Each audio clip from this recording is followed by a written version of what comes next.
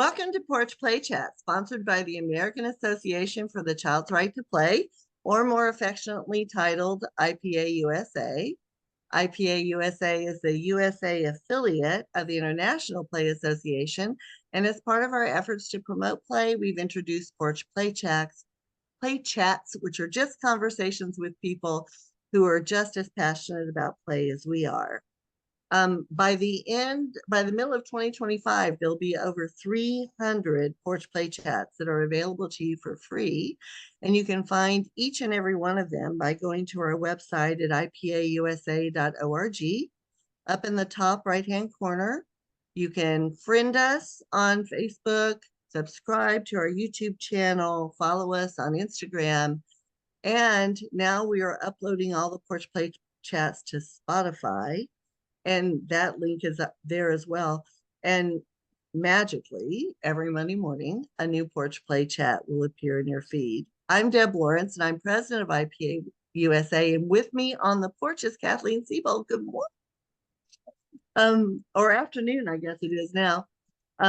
Kathleen is the executive director for the Child and Family Center at Vanderbilt University.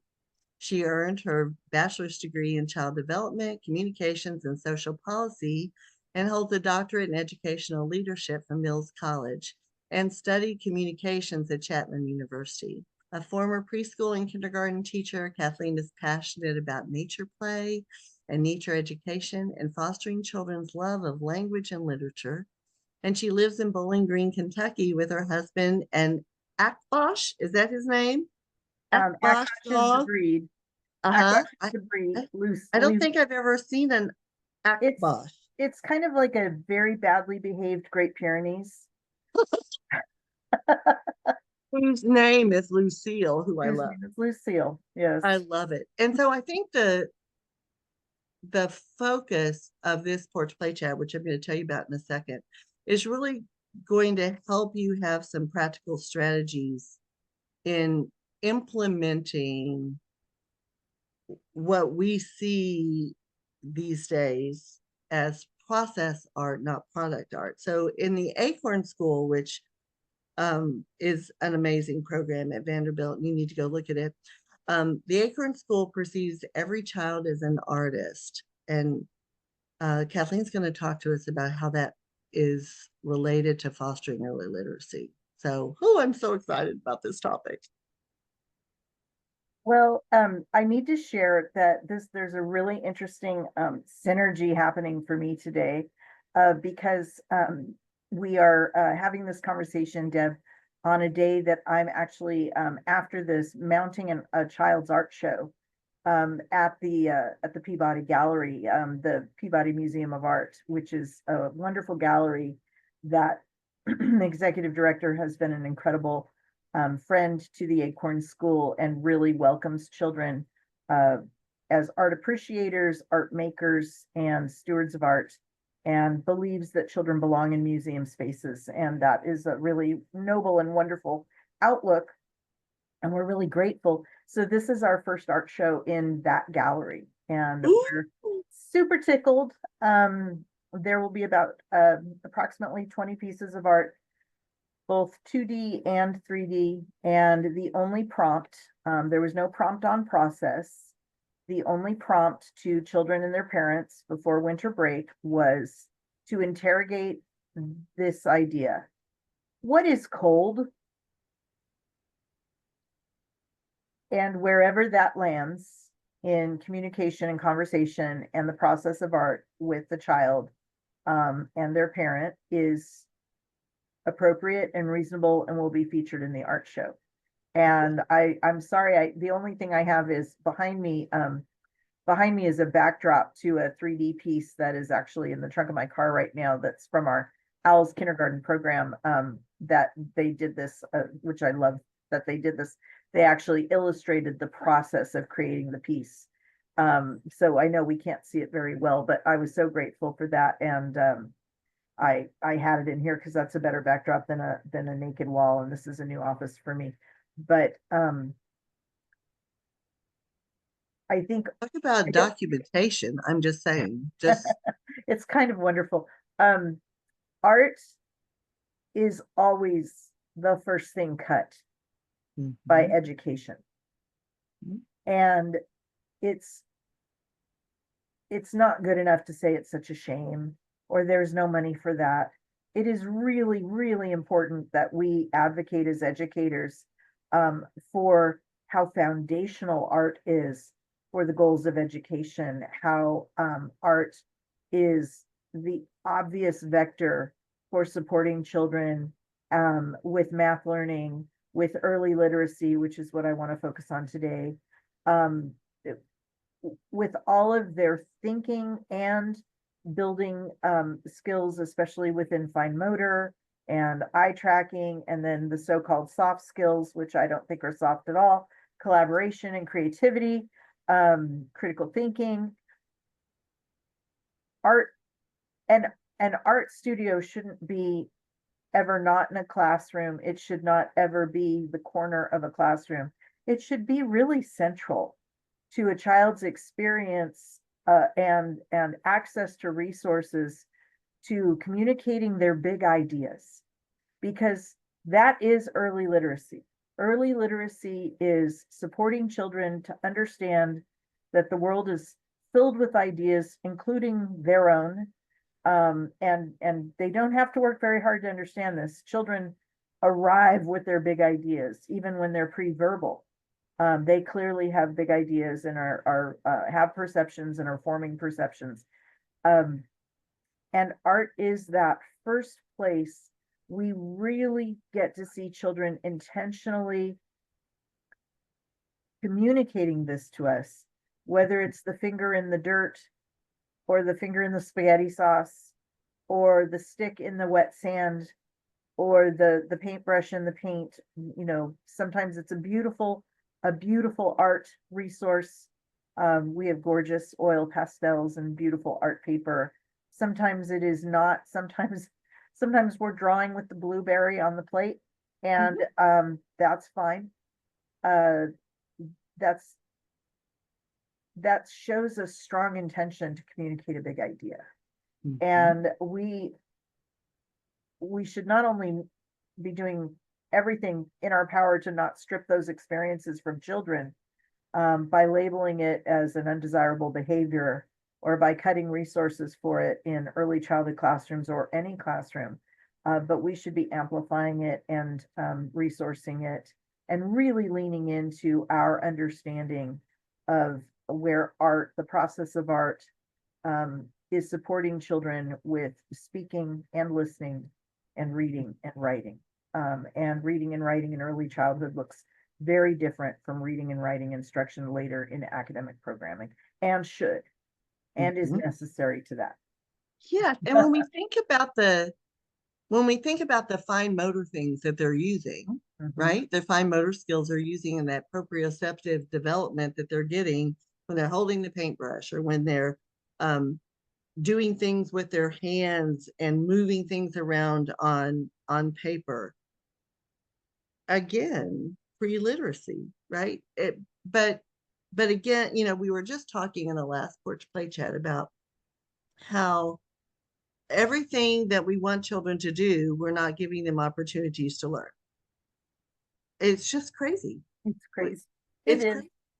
We are just putting roadblock after roadblock after roadblock in their way that if we just let them go where they want to go, stay there for as long as they want to stay, do what they want to do once they get there, it would be amazing the developmental increases we would see through play.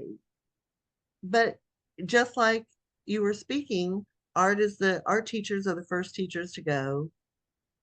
Art supplies are so expensive, and so sometimes programs cut those and instead buy a curriculum that isn't what children need, right? So It's so regressive to it is. what research has told us is the best way that humans learn. Mhm, And that's the part that's just the head scratcher for me. mhm, We don't need a lot more research on this. We mhm, have decades of research on this.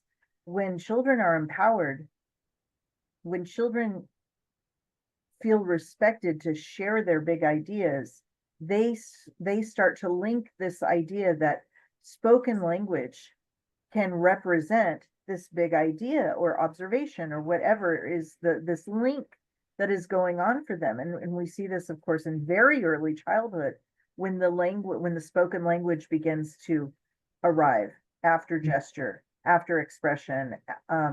We see the spoken language arriving. And then when children link that language can be represented in symbology, when we see them very intentionally draw what they mean to communicate from their words, we're seeing literacy. This is the evolution of a literacy, and we should just be so excited about it and really, really celebrate it as a developmental step, which it is, of the child's literacy journey. And then when we see, and the behind me is the work of 5-year-olds, some of them will turn 6 soon. We see them grasp the ability to represent that in letters and words, and sometimes the spelling is creative, but creative in a way that often makes sense. We can often read it, even if it's not correct. And what a terrible language English is anyway. I mean, holy moly. But we begin to see this creativity, that they can hear language and seek to represent it as they understand these symbols and actually start captioning their art. And the captions, this is the part where I just get super excited. When the captions grow into story, that's all I want to do. That's all I want to do is read their stories, which tend to be illustrated stories. That when I get to do that, when I get to be in a classroom that is doing this work, and I get to be present, engage with it, and ask the children questions about it, or ask them to tell me about it, that is the best part of my job. It never doesn't turn me on. It's amazing. Well, I think the big piece that you're really bringing forward is it's authentic. Yes, they are empowered. They run to it. I've taught in classrooms, and I've worked in classrooms where children are under their desk crying to avoid reading circle. Yes. And I don't want fear and tears associated with books. I love books so much. Books have been such a huge part of my life, and reading is just not a good enough goal. Joyful reading, joy-filled reading needs to be the goal. Children should pursue books at a level of a book. If they unwrap a book as a gift, that's the best gift that they can get. We want children to have this belief about books, this relationship with books. And when we task them with literacy, with reading and writing as a chore, we have set them on this path of hatefulness and avoidance for their entire life. It can take years, if ever, for an adult to get away from the shame they felt around learning to read, and therefore they don't read. They read as necessary. They do not read for enrichment and joy in their adulthood.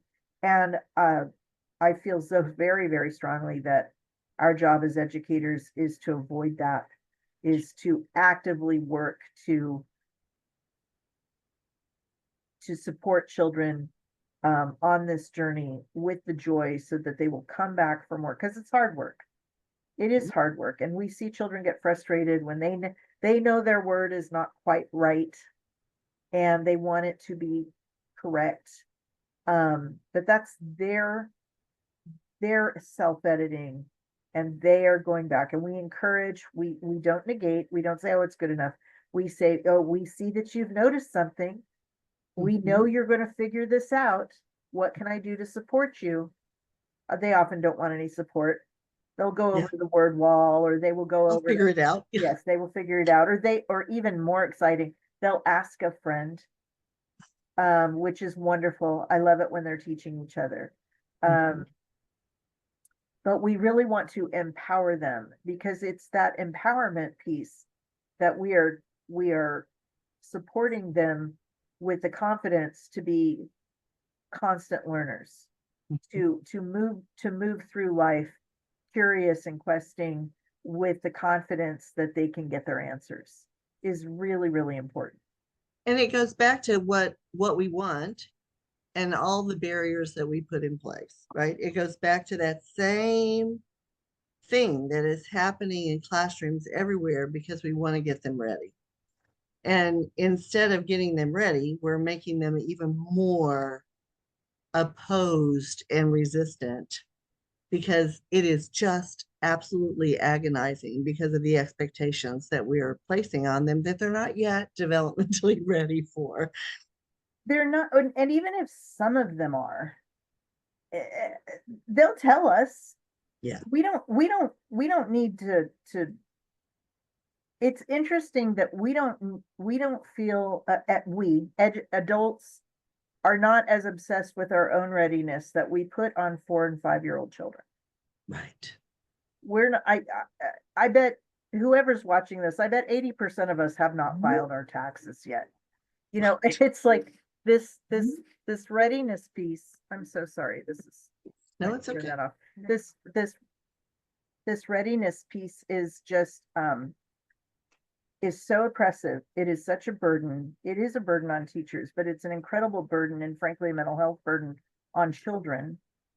That's Stacy. You guys won't ever know Stacy. I'm so sorry. Stacy's the best. They're waiting. Just for anybody out there, I'm so sorry. Stacy's the best. We love Stacy, thank you. So nice to meet you. Nice to meet you too. I'm so sorry. You're perfect. Be safe out You there. too. You Okay. too. When we can accept that everything is readiness.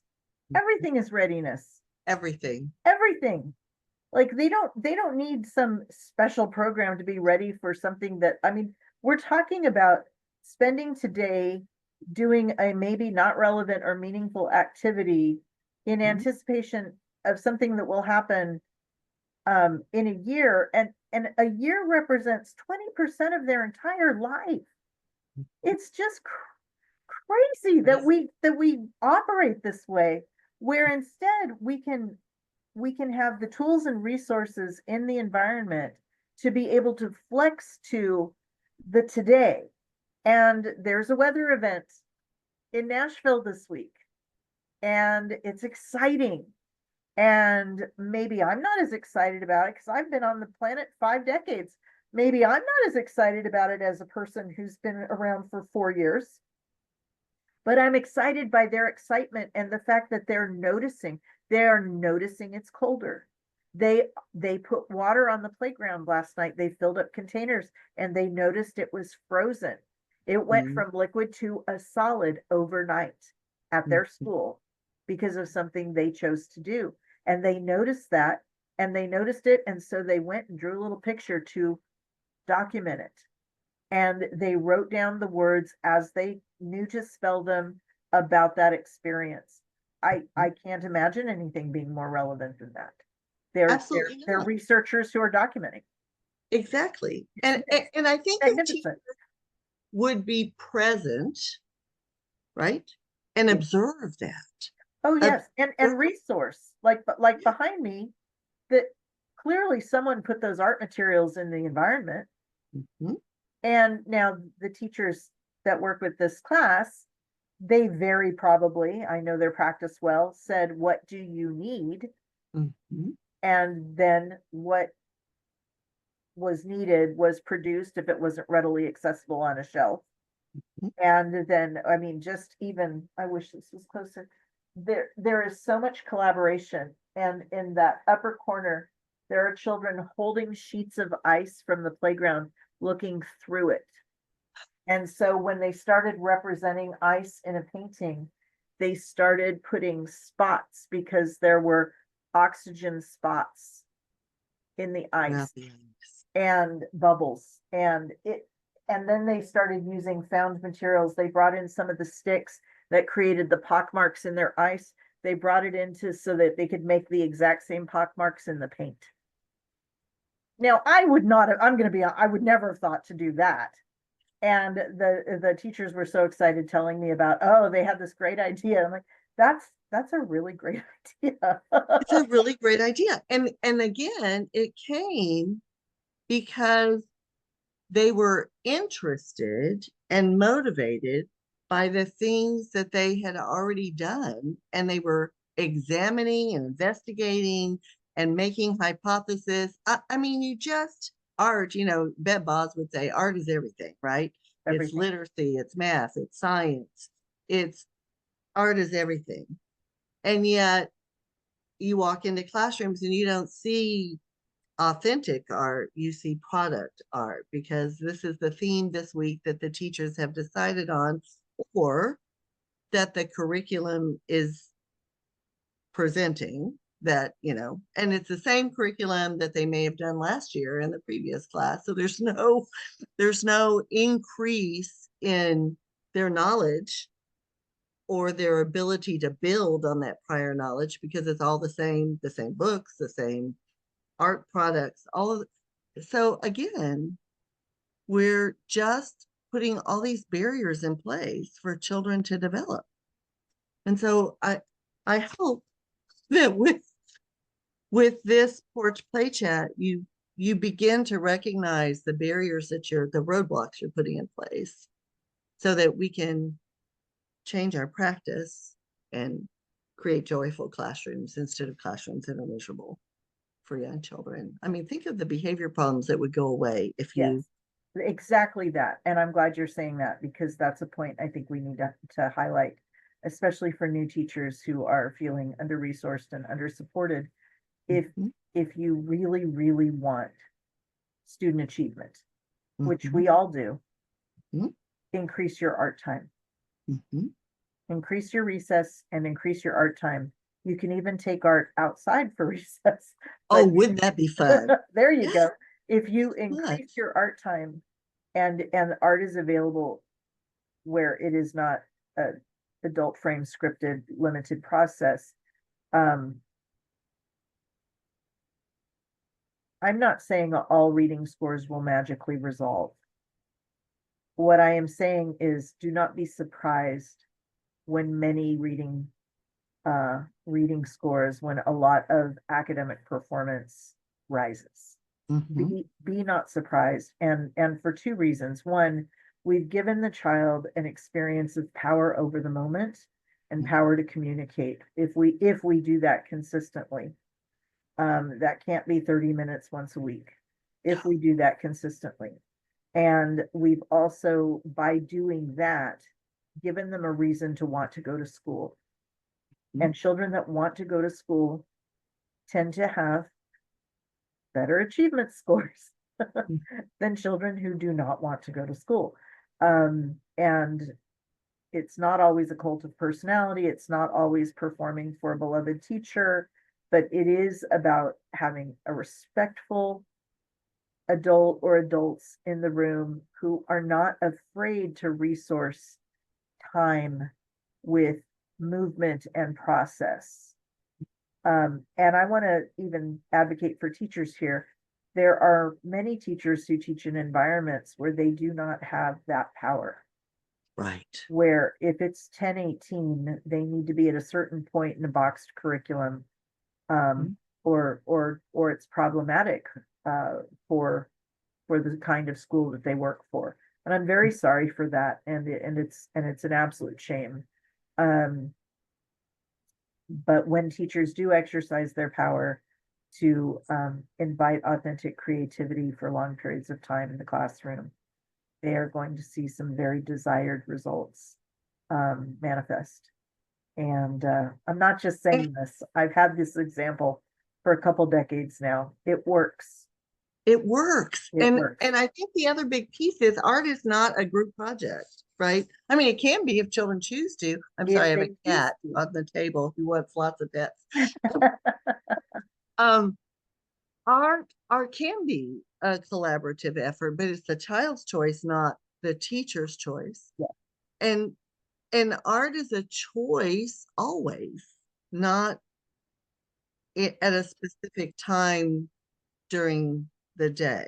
So, the art table should always be open. The art area teachers should be encouraging children to be in the art area or wherever they choose to be. That's where they're going to develop, not where you place them.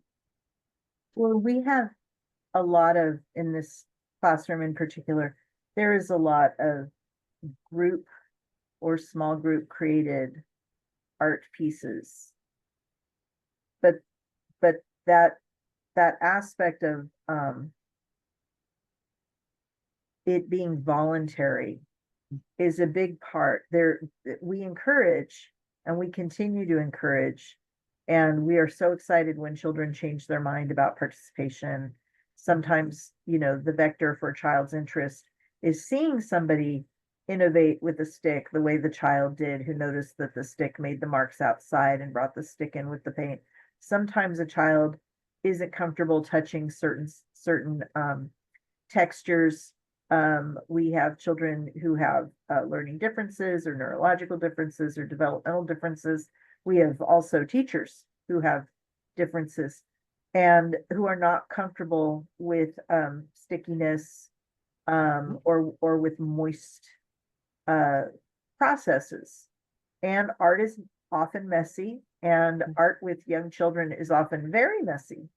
And so it's so interesting when we see the development of acceptance and engagement.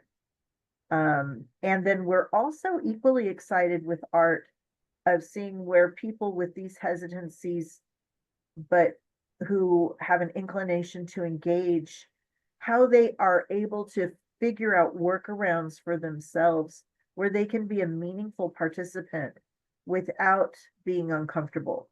So that might be, a wooden spoon instead of a finger. It might be, we had one child in a classroom a couple of years ago who was a constant narrator. He was amazing. He would constantly narrate what the group was doing. It was almost like having a little, I'm dating myself, but having a little Howard Cosell was just like right there, just like naming the action and who the players were and what was going on and what he even it got to a point of what he predicted would happen next.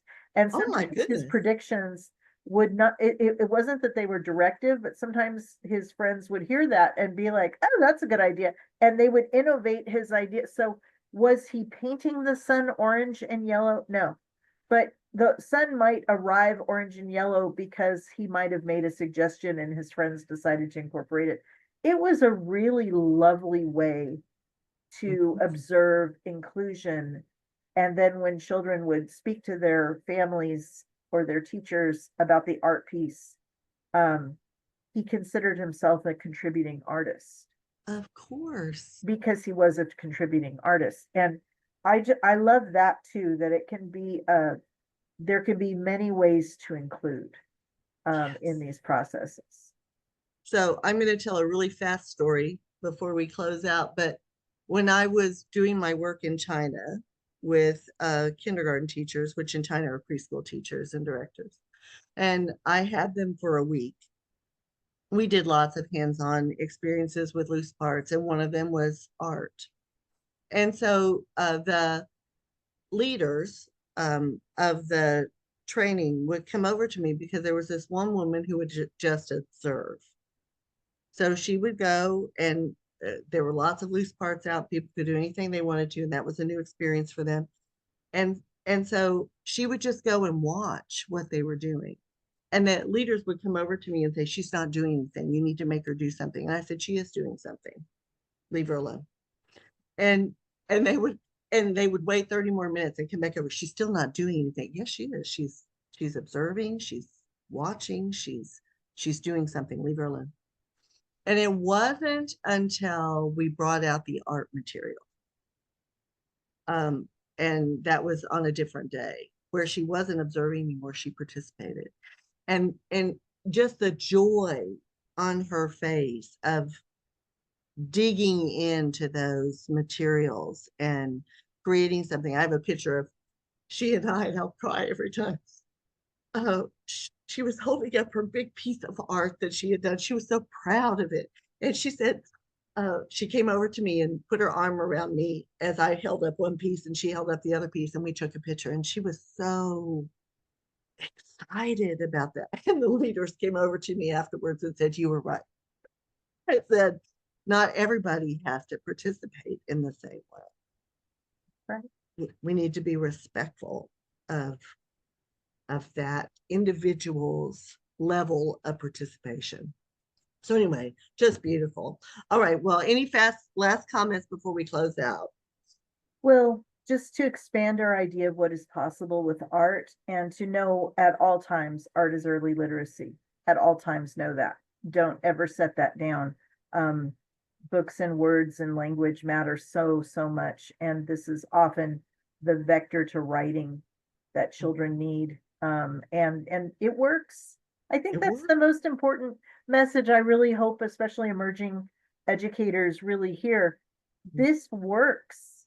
If you want to feel a sense of achievement as an adult who resources children, this works beautifully. Yeah. Do it So consistently. Kathleen has given us so many ideas. So as we close out, don't go anywhere. So to learn more about IPA USA, please visit our website at ipausa.org. And until next time, keep on playing.